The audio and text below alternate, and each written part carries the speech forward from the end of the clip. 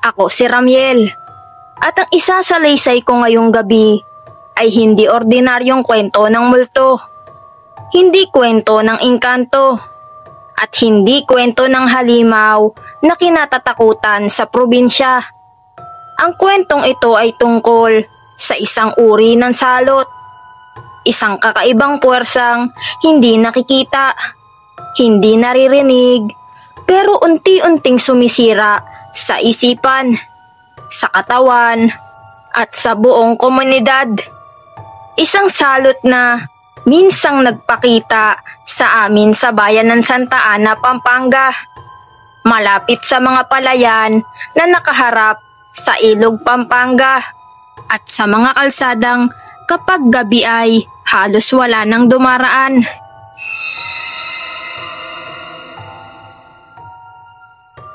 Nagsimula ang lahat, Buspaw, noong lumipat ako sa lumang bahay ng lola ko sa may barangay San Joaquin.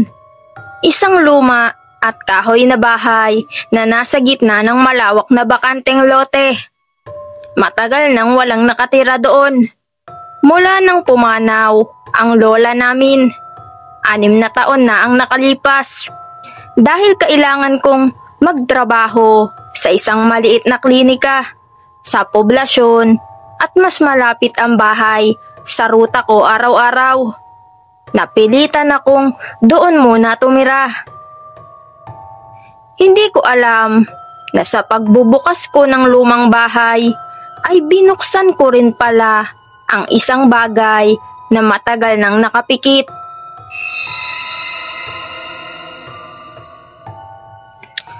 Noong unang gabi ko pa lang doon, Buspaw, napansin ko agad ang kakaibang katahimikan. Kahit malapit lang ang ilog at ang mga palayan, wala man lang huni ng palaka, wala ring kuliglig. Kahit ang hangin ay parang mabigat, parang may laman. At sa bawat paghinga ko, pakiramdam ko ay may halong alikabok at amoy lupa na hindi normal. Akala ko noong una dahil lang sa luma ang bahay. Pero habang dumadaan ang mga araw, napansin kong may mas espesyal, mas kakaiba, at mas nakakatakot na presensya sa paligid.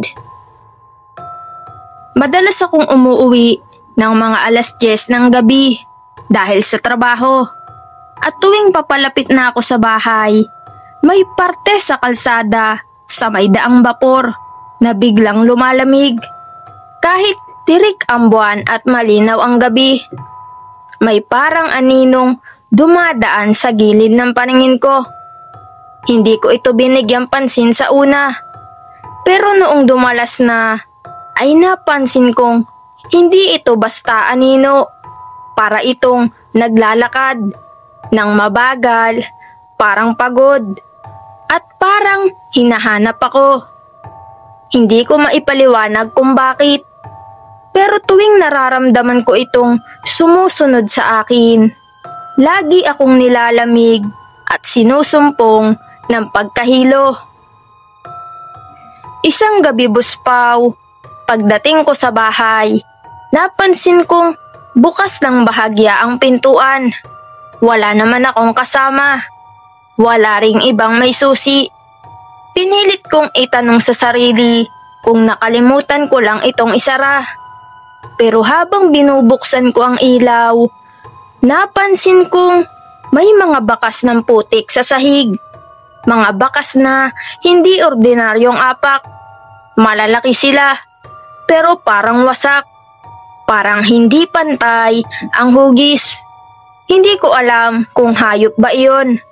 Pero hindi iyon itsura ng kahit anong hayop na kilala ko. Simula noon, Buspaw, gabi-gabi nang may kakaiba. May tumutunog sa bubong, pero hindi tunog ng pusa. May kumakaluskos sa bintana, kahit walang hangin. At may amoy na lumalabas sa ilalim ng bahay. Amoy bulok na karne na halong lumang tubig ilog. Kinabukasan, nagtanong ako sa mga tindera sa may San Joaquin Public Market. Tahimik silang lahat nang mabanggit ko ang lumang bahay ng lola ko. Para bang may hindi sila gustong sabihin. Isang matandang babae lang ang nagtanong kung may naririnig na ba akong yumuyo ko sa gabi. Hindi ko maintindihan ang tinutukoy niya at hindi ko na rin inusisa pa. Pero mula noon, Buspaw, may pakiramdam akong may hindi sinasabi sa akin ang buong barangay.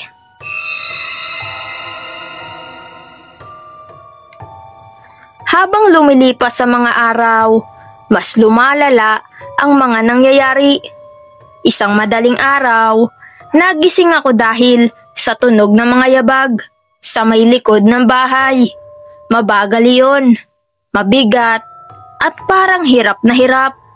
Hindi tao ang lakad, hindi rin naman hayop. Nang sumilip ako sa bintana, wala naman akong nakita. Pero ramdam kong may nakatayo lang sa mismong tabi ng dingding. Nakahawak, nakayuko, at nakikinig. Nang umalis ako para pumasok, nakita kong may malaking marka sa lupa. Parang bakas ng dalawang paa. Ngunit nakailalim sa lupa ang gitna. Para bang ang lumakad ay hindi paa kundi isang bagay na humihila ng sarili sa lupa habang naglalakad. At doon nagsimula ang totoong salot. Unti-unting nagkasakit ang mga kapitbahay sa kabilang baryo. Hindi normal na sakit. Unang sinyales ay matinding panghihina. Kasunod ay pagsusuka ng putik na parang nanggaling sa lupa. Pagkatapos ay hindi na sila makagalaw. Ang balat nila ay unti-unting nagiging kulay abo. At ang mga mata nila ay parang laging nakatingin sa malayo kahit nakapikit. Ang huling yugto ay naririnig daw sila sa gabi. Gumagapang palabas ng mga bahay nila at naglalakad patungo sa ilog. Lumapit ang kapitan at ilang kagawad sa bahay ko isang tanghali. Seryoso ang mukha nila. Doon ko nalaman ang kwento sa likod ng salot. Taon na ang nakalipas bago pa mamatay ang lola ko. May isang malaking hukay na natagpuan malapit sa likuran ng bahay. Hindi ito ordinaryong hukay. Puno ito ng mga buto. Mga butong nabalot ng putik na parang nilubog na buhay. Ayon sa mga matatanda, noong panahon pa ng digmaan, may grupo raw ng mga sundalo na nagdala ng mga may sakit at inilibing ng buhay ang mga ito dahil wala ng pag-asa. Ang sakit na iyon ay hindi alam kung galing sa ilog o sa hangin. Pero mabilis itong kumalat noon. At naikwento daw ng lola ko na minsang nagkaroon ng malakas na pagbaha. Umahon daw ang ilan sa mga butong iyon at nakita ang ilang bangkay na nakatayo pa rin kahit wala ng laman.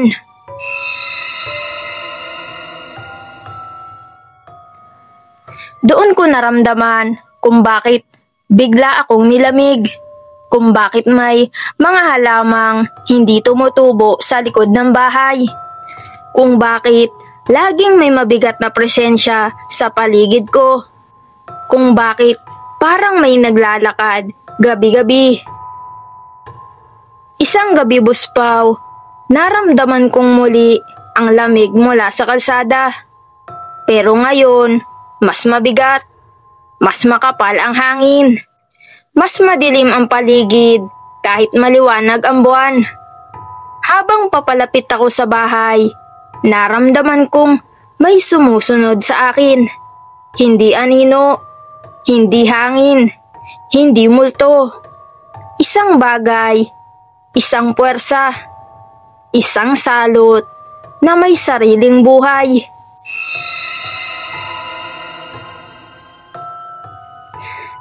Pagdating ko, Buspaw, nakita kong bukas ang pinto.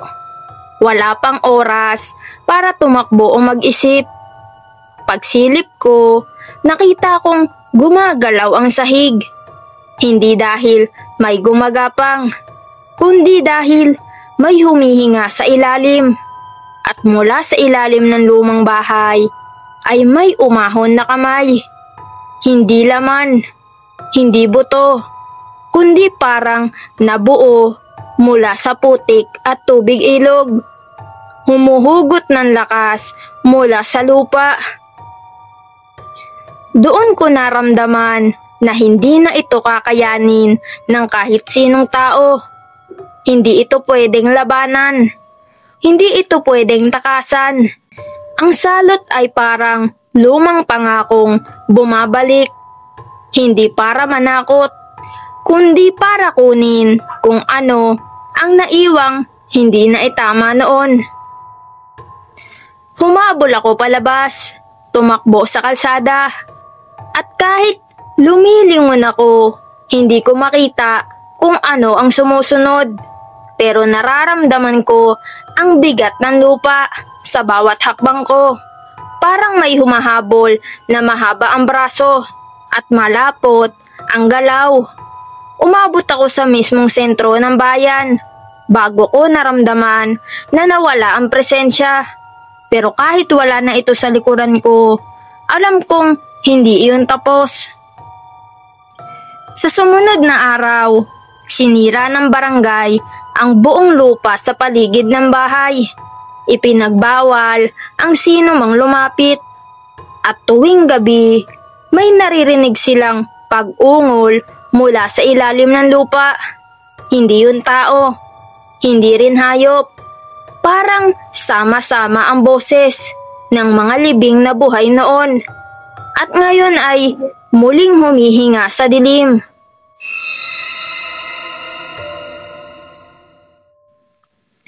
Hanggang ngayon, Buspaw, hindi na ako bumalik doon. Hindi ko na rin alam kung ano ang nangyari sa lupa, sa bahay, o sa mga kapitbahay na unti-unting tinatamaan ng kakaibang sakit. Pero minsan, kapag dumadaan ang malakas na hangin mula sa hilaga, may dala itong amoy na pamilyar. Amoy putik na may halong lumang tubig ilog. At alam kong hindi pa tapos ang salot. Hindi iyon umaalis. Hindi iyon nakakalimot. At naghihintay lang iyon ng susunod na bubukas ng pinto. Mga ka-horror, ay maraming salamat po sa mga nakasubscribe na sa ating channel. At sa mga hindi pa nakasubscribe ay subscribe ka na, ka-horror. Maraming salamat.